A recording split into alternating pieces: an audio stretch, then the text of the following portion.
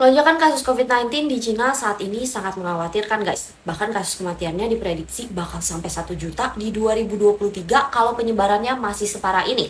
Naiknya kasus dimulai dari Cina yang cabut aturan ketat soal zero COVID-19 7 Desember lalu.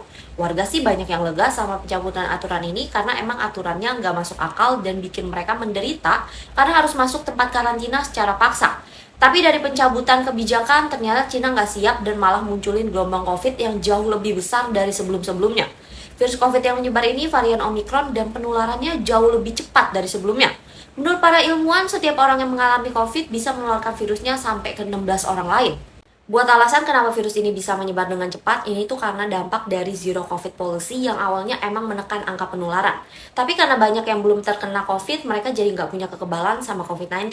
Terus Cina juga bikin kebijakan baru kalau orang yang terkena COVID dengan gejala ringan masih boleh pergi kerja. Jadinya makin banyak orang yang tertular COVID dari orang-orang yang bergejala ringan.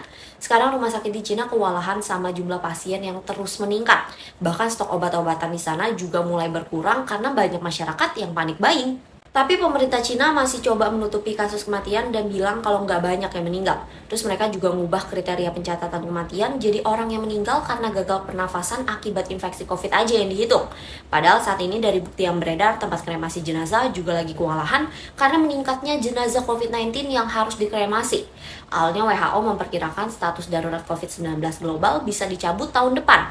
Tapi karena adanya lonjakan kasus COVID-19 di Cina, takutnya berpotensi jadi ancaman secara global. Semoga Cina bisa keluarin kebijakan baru buat mengatasi penyebaran kasus COVID-19 biar nggak makin melonjak ya.